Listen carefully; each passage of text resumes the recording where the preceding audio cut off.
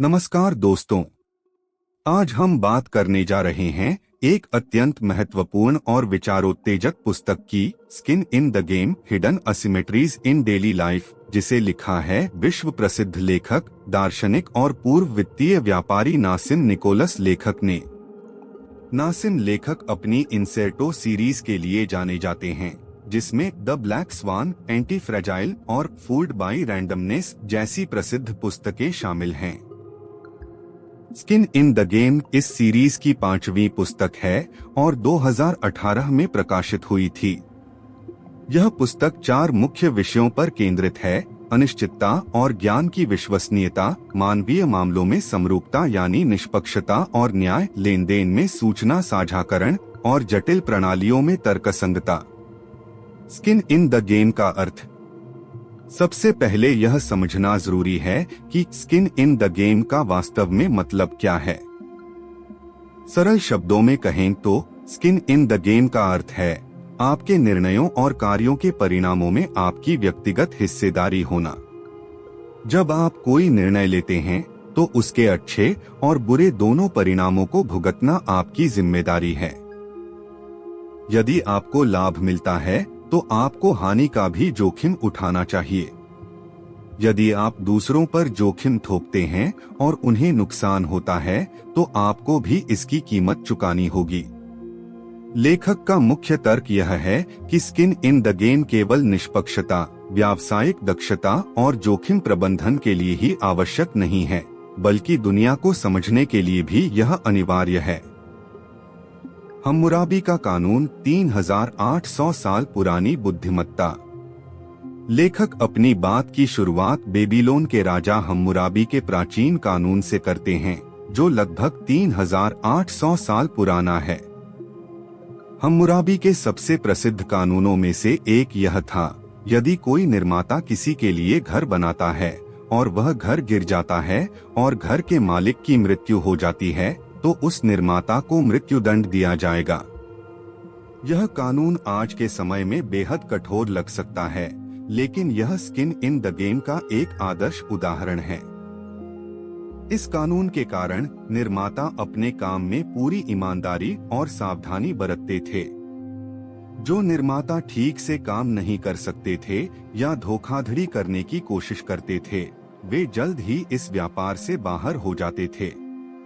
इस कानून की सरलता और कठोर परिणाम ने यह सुनिश्चित किया कि निर्माता का हित और घर में रहने वाले व्यक्ति का हित एक ही दिशा में होता था।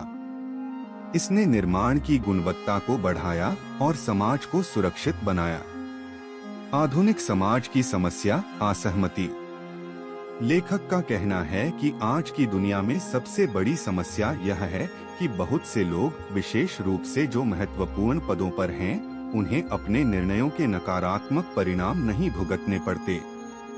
उन्हें केवल लाभ मिलता है, लेकिन हानि का बोझ दूसरों पर पड़ता है। यह असहमति एसिमेट्रिक है, जहां एक पक्ष को पुरस्कार मिलता है और दूसरे पक्ष को जोखिम उठाना पड़ता है। बॉब रूबिन का उदाहरण। लेखक इस असहमति को समझाने के लिए बॉब रूबिन ट्रेड का उदाहरण देते हैं। रॉबर्ट रूबिन अमेरिका के पूर्व ट्रेजरी सेक्रेटरी थे, जो बाद में सिटी बैंक के निदेशक बन गए। रूबिन ने 2008 के बैंकिंग संकट से पहले के दशक में सिटी बैंक से $12 करोड़ से अधिक का मुआवजा एकत्र किया। जब बैंक दिवालिया हो गया और करदाताओं के पैसे से उसे बचाना पड़ा, तो रूबिन को एक पैसा भी वापस नहीं करना पड़ा। उन्होंने बस ब्लैक स्वान का हवाला दिया, यानी कहा कि यह अप्रत्याशित घटना थी। रूबिन को सभी लाभ मिले, लेकिन जब नुकसान हुआ तो स्पेनिश व्याकरण के विशेषज्ञ, सहायक स्कूल शिक्षक, टिन कैन फैक्ट्रियों के पर्यवेक्षक यानी सामान्य करदाता उनके नुकसान की भरपाई कर रहे थे। यह स्किन इन द गेम की अनुपस्थिति का सबसे खराब उदाहरण है। हस्तक्षेप करने वाले इंटरवेंशनिस्ट्स। लेखक उन लोगों की भी कड़ी आलोचना करते हैं जिन्हें वे इंटरवेंशनिस्ट या हस्तक्षेप करने वाले कहते हैं।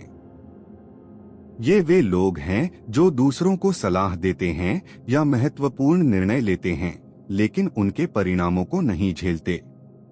उदाहरण के लिए लेखक उन बुद्धिजीवियों और पत्रकारों का उल्लेख करते हैं जिन्होंने इराक में सैन्य हस्तक्षेप और लीबिया में शासन परिवर्तन का समर्थन किया। इन लोगों ने युद्ध के लिए मतदान किया, लेकिन न तो वे स्वयं युद्ध में गए और न ही उन्हें अपने बेटों को भेजना पड़ा। दूसरे लोग लड़ने गए और पीड़ित हुए, जबकि ये हस्तक्षेप करने वाले अपने धनी इलाकों में सभी सुविधाओं का आनंद लेते रहे। चूंकि उन्हें अपने कार्यों से होने वाले नुकसान का अनुभव नहीं होता, इसलिए वे अपनी गलतियों से नहीं सीखते। एक बुरा पायलट लंबे समय तक नहीं उड़ेगा, वह कहीं दुर्घटनाग्रस्त हो जाएगा। लेकिन एक बुरा हस्तक्षेप करने वाला दशकों तक गलत सलाह देता रह सकता है। पाथेमाटा मैथेमाटा, दर्द से सीखना। लेखक प्राचीन ग्रीक अवधारणा पाथेमाटा मैथेमाटा का उल्लेख करते हैं, जिसका अर्थ है दर्द के माध्यम से सीखना या अनुभव से सीखना। सच्चा ज्ञान केवल तब मिलता है जब आपको अपनी गलतियों की कीमत चुकानी पड़ती है। सैद्धांतिक ज्ञान कभी भी प्रत्यक्ष पहले हाथ के अनुभव जितना विश्वसनीय नहीं होता।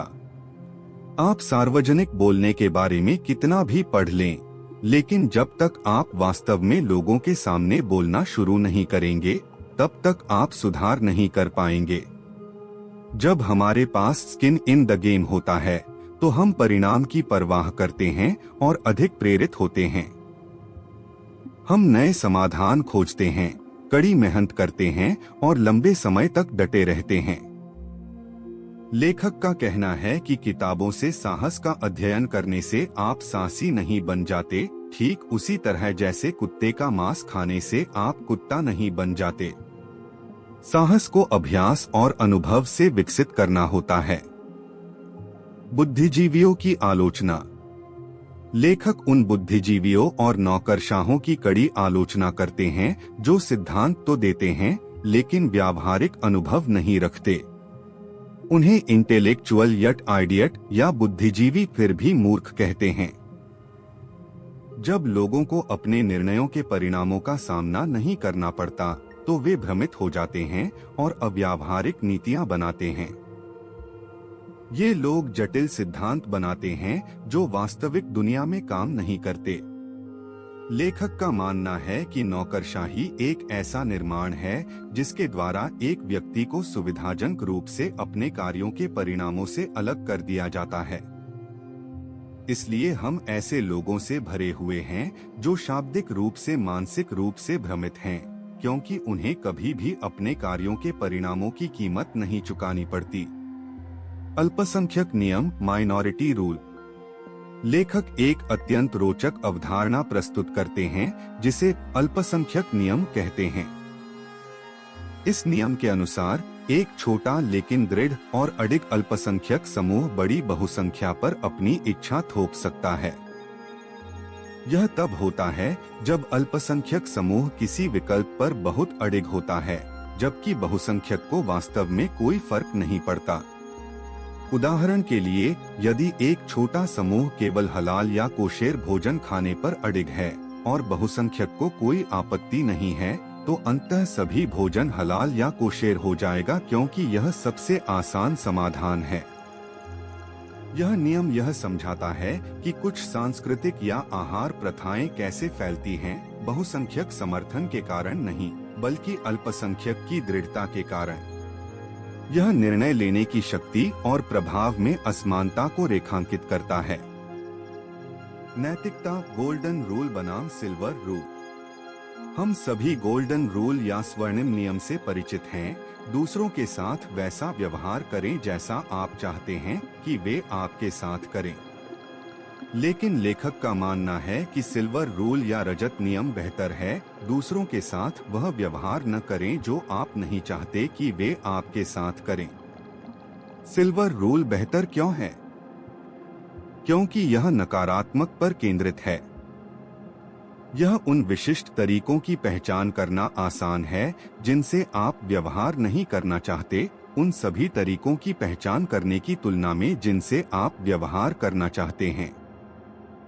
सिल्वर रूल का अर्थ है कि यदि आप दूसरों को जोखिम में डालते हैं, तो आपको भी उसी जोखिम का सामना करना चाहिए। यह समरूपता और निष्पक्षता का नियम है। साहस सर्वोच्च गुण। लेखक का मानना है कि साहस या जोखिम उठाना सर्वोच्च गुण है। हमें उद्यमियों की आवश्यकता है, उन लोगों की जो अपनी त्वचा को खेल में लगाते हैं। साहस तब होता है जब आप अपने से ऊपर की परत की उत्तरजीविता के लिए अपनी भलाई का त्याग करते हैं। यह अपने परिवार, समुदाय या मानवता के लिए जोखिम उठाना है। महत्वपूर्ण बात यह है कि साहस को नकली नहीं बनाया जा सकता। आप या तो साहसी कार्य करते हैं या नहीं करते। केवल बात करने से कोई साहसी नहीं बनता। लेखक यह भी कहते हैं कि प्राचीन रोम में 3 में से 1 से भी कम सम्राट अपने बिस्तर पर मृत्यु को प्राप्त हुए। समाज का नेतृत्व जोखिम उठाने वालों द्वारा किया जाता था, न कि जोखिम दूसरों पर थोपने वालों द्वारा।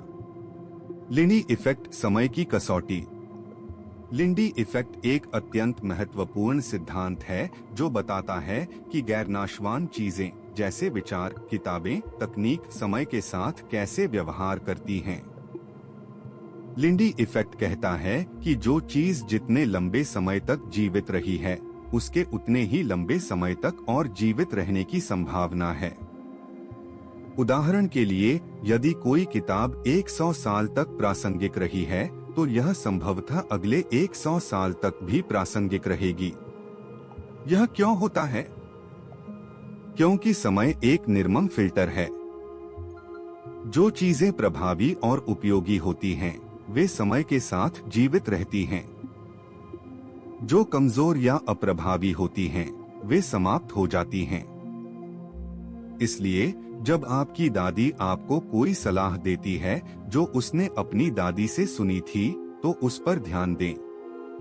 वह सलाह सैकड़ों वर्षों से काम कर रही है, इसलिए यह संभवतः अब भी काम करेगी। यह किसी नए शोध पत्र की तुलना में अधिक विश्वसनीय है। Lindy effect skin in the game के माध्यम से काम करता है। जब लोगों को अपने कार्यों के परिणामों का सामना करना पड़ता है, तो अप्रभावी चीजें खत्म हो जाती हैं और प्रभावी चीजें बची रहती हैं। असमानता, स्थिर बनाम गतिशील। लेखक असमानता के बारे में एक महत्वपूर्ण अंतर बताते हैं। उनके अनुसार 2 प्रकार की असमानता होती है, स्थिर असमानता और गतिशील असमानता। स्थिर असमानता किसी विशेष समय पर धन के वितरण को देखती है, एक स्नैपशॉट। यदि किसी देश में शीर्ष 1% के पास 40% संपत्ति है, तो यह स्थिर असमानता है। दूसरी ओर गतिशील असमानता यह देखती है कि क्या लोग अपने जीवन काल में आर्थिक वर्गों के बीच ऊपर या नीचे जा सकते हैं। क्या एक गरीब व्यक्ति अमीर बन सकता है? क्या एक अमीर व्यक्ति गरीब हो सकता है? लेखक का तर्क है कि गतिशील असमानता स्थिर असमानता से कहीं अधिक महत्वपूर्ण है। यदि समाज में गतिशीलता है, यानी लोग अपनी मेहनत से ऊपर उठ सकते हैं और लापरवाही से नीचे गिर सकते हैं, तो यह स्वस्थ असमानता है। इसका मतलब है कि स्किन इन द गेम मौजूद है। लोग उस असमानता से नाराज होते हैं जहां कुछ लोग बिना जोखिम उठाए केवल विशेषाधिकार के कारण अमीर रहते हैं। लेकिन यदि कोई व्यक्ति जोखिम उठाकर मेहनत करके अमीर बना है और उसे अपनी संपत्ति खोने का भी खतरा है, तो लोग इसे स्वीकार करते हैं। एर्गोडिसिटी एक महत्वपूर्ण अवधारणा। एर्गोडिसिटी एक गणितीय और सांख्यिकीय अवधारणा है जो जोखिम को समझने के लिए अत्यंत महत्वपूर्ण है। एर्गोडिक प्रणाली वह होती है जहां आबादी का परिणाम जीवन भर के परिणाम के बराबर होता है। लेकिन गैर एर्गोडिक प्रणाली में ये दोनों अलग होते हैं। एक सरल उदाहरण लेते हैं। मान लीजिए एक सिक्का उछालने का खेल है जहां चित पर आप 1000 रुपए जीतते हैं और पट पर आप 950 रुपए हारते हैं। औसतन आप हर बार 25 रुपए जीतेंगे। तो क्या आपको यह खेल खेलना चाहिए? अर्थशास्त्री कहेंगे हाँ, क्योंकि अपेक्षित रिटर्न सकारात्मक है। लेकिन लेखक कहते हैं कि यह गलत है अगर आपके पास असीमित पैसे नहीं हैं। यदि आपके पास केवल 5,000 रुपए हैं और आप लगातार हार गए, तो आप दिवालिया हो जाएंगे और फिर खेल नहीं खेल सकते। यह बर्बादी का जोखिम है। एक बार जब आप बर्बाद हो जाते हैं तो कोई वापसी नहीं है। इसलिए जोखिम और बर्बादी अलग अलग चीजें हैं। किसी भी रणनीति में जो बर्बादी का कारण बन सकती है, लाभ कभी भी बर्बादी के जोखिम की भरपाई नहीं कर सकता। इसलिए लेखक कहते हैं कि आपको ऐसे निर्णय लेने चाहिए जैसे कि आप इसे हमेशा के लिए करने जा रहे हैं। उत्तरजीविता ही मायने रखती है। धर्म, विश्वास और स्किन इन द गेम। लेखक धर्म के बारे में एक दिलचस्प दृष्टिकोण प्रस्तुत करते हैं। वे कहते हैं कि धर्म शब्दों के बारे में नहीं, बल्कि कार्यों के बारे में है। वे पोप का उदाहरण देते हैं। मान लीजिए पोप को गोली लग जाती है। एक एम्बुलेंस उन्हें अस्पताल ले जाना चाहती है और पादरी उन्हें प्रार्थना के लिए चैपल ले जाना चाहते हैं। पोप क्या चुनेंगे? यदि पोप अस्पताल जाते हैं तो क्या इसका मतलब है कि वे वास्तव में भगवान की चमत्कारी शक्ति में विश्वास नहीं करते? लेखक का तर्क यह है कि सच्चे विश्वास को कार्यों से मापा जाना चाहिए, शब्दों से नहीं। इसी तरह धार्मिक संस्थाएं और अनुष्ठान स्किन इन द गेम की मांग करते हैं। उपवास, तीर्थयात्रा, बलिदान, ये सभी यह दिखाने के तरीके हैं कि आपका विश्वास में वास्तविक निवेश है। सस्ते संकेत, केवल शब्द कहना पर्याप्त नहीं है। व्यावहारिक अनुप्रयोग जीवन में कैसे लागू करें?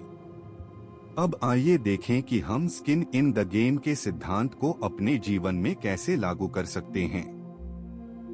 शिक्षा और सीखने में केवल किताबें पढ़ने से संतुष्ट न हो। वास्तविक चुनौतियां लें।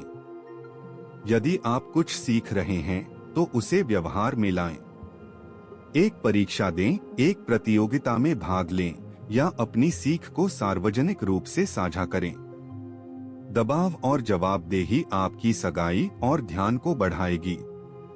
निवेश और वित्त में यदि आप निवेश सलाह ले रहे हैं तो पूछें कि सलाहकार का अपना पैसा कहाँ लगा है। यदि वे खुद उस निवेश में नहीं हैं जिसकी वे सिफारिश कर रहे हैं तो सावधान रहें। जब आप अपना पैसा निवेश करते हैं तो आप वास्तविक सबक सीखते हैं जो किताबें कभी नहीं सिखा सकती। व्यापार और कैरियर में यदि संभव हो तो उद्यमी बनने पर विचार करें या ऐसी भूमिका चुनें जहां आपका प्रदर्शन सीधे आपके परिणामों से जुड़ा हो। जब आपकी सफलता आपके निर्णयों पर निर्भर करती है तो आप अधिक सावधानी से सोचते हैं और बेहतर निर्णय लेते हैं। दूसरों के साथ साझेदारी करते समय सुनिश्चित करें कि उनका भी स्किन इन द गेम हो।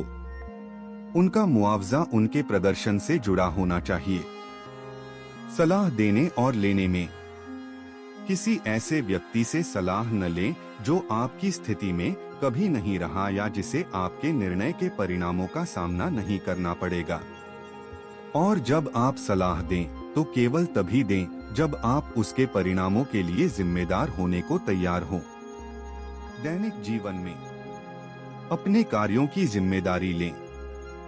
जब आप गलती करें तो उसे स्वीकार करें, बहाने न बनाएं। यह आपको बेहतर इंसान बनाएगा और दूसरों का विश्वास जीतेगा।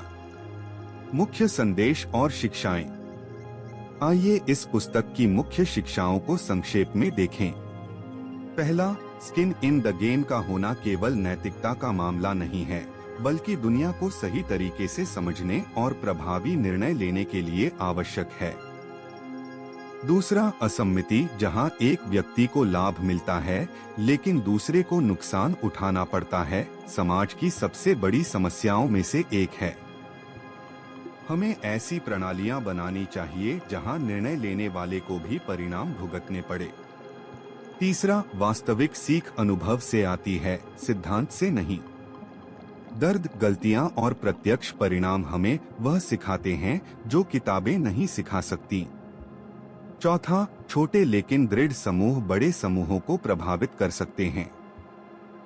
जब आप किसी बात पर अडिग हो और दूसरों को उतनी परवाह न हो तो आप बदलाव ला सकते हैं। पांचवा, साहस सबसे बड़ा गुण है। जोखिम उठाना, अपनी जिम्मेदारी लेना और अपने विश्वासों के लिए कुछ दांव पर लगाना, यही सच्ची वीरता है। छठा, समय सबसे अच्छा न्यायाधीश है। जो चीजें लंबे समय तक जीवित रहती हैं, वे संभवतः मूल्यवान हैं। पुरानी बुद्धिमत्ता और परंपराओं को कम मत आंकिए। सातवां, गतिशील असमानता स्थिर असमानता से अधिक महत्वपूर्ण है। महत्वपूर्ण यह नहीं कि अभी कौन अमीर है, बल्कि यह कि क्या लोग अपनी मेहनत से ऊपर उठ सकते हैं और लापरवाही से नीचे गिर सकते हैं। आठवां, बर्बादी से बचना सबसे महत्वपूर्ण है। कोई भी लाभ इतना बड़ा नहीं है कि आप अपनी पूरी पूंजी खोने का जोखिम उठाएं। हमेशा ऐसे निर्णय लें जैसे कि आपको लंबे समय तक खेल में रहना है। नौवां, शब्दों से अधिक कार्यों पर ध्यान दें। लोग क्या कहते हैं उससे अधिक महत्वपूर्ण है कि वे क्या करते हैं और क्या जोखिम उठाते हैं। 10वां, विकेंद्रीकरण और स्थानीय निर्णय लेना बेहतर है। जो लोग सीधे परिणामों का सामना करते हैं, वे बेहतर निर्णय लेते हैं। अंतिम विचार। दोस्तों, स्किन इन द गेम एक ऐसी पुस्तक है जो हमें यह सोचने पर मजबूर करती है कि हम कैसे जीते हैं, कैसे निर्णय लेते हैं और कैसे दूसरों के साथ बातचीत करते हैं। नासिम लेखक का मुख्य संदेश सरल लेकिन शक्तिशाली है। यदि आप किसी खेल में हैं, तो आपकी त्वचा भी उसमें होनी चाहिए। आपको अपने निर्णयों की जिम्मेदारी लेनी चाहिए। आपको अपने कार्यों के परिणाम भुगतने चाहिए, चाहे वे अच्छे हों या बुरे। यह सिद्धांत न केवल व्यक्तिगत नैतिकता के लिए महत्वपूर्ण है, बल्कि एक न्यायपूर्ण और प्रभावी समाज बनाने के लिए भी आवश्यक है। जब लोगों को अपने कार्यों के परिणामों का सामना करना पड़ता है, तो वे अधिक सावधानी से सोचते हैं, बेहतर निर्णय लेते हैं और अधिक जिम्मेदार बनते हैं। इसके विपरीत, जब लोग बिना किसी परिणाम के निर्णय ले सकते हैं, तो वे लापरवाह हो जाते हैं, गलतियां करते हैं और दूसरों को नुकसान पहुंचाते हैं। तो अपने जीवन में स्किन इन द गेम का सिद्धांत लागू करें। जोखिम उठाएं, अपनी गलतियों से सीखें और अपने कार्यों की जिम्मेदारी लें। उन लोगों से सलाह लें जिनका अपना स्किन गेम में है। और सबसे महत्वपूर्ण, साहस के साथ जिएं, क्योंकि साहस वह गुण है जिसे नकली नहीं बनाया जा सकता। याद रखें, आप तर्क जीतना नहीं चाहते, आप जीवन में जीतना चाहते हैं। और जीवन में जीतने के लिए आपको अपनी त्वचा खेल में लगानी ही पड़ेगी। यह था स्किन इन द गेम की विस्तृत समीक्षा। उम्मीद है कि इस पुस्तक के विचार आपके जीवन में सकारात्मक बदलाव लाएंगे। अपना ध्यान रखें, जोखिम के साथ जिएं और हमेशा अपनी जिम्मेदारी लें। धन्यवाद।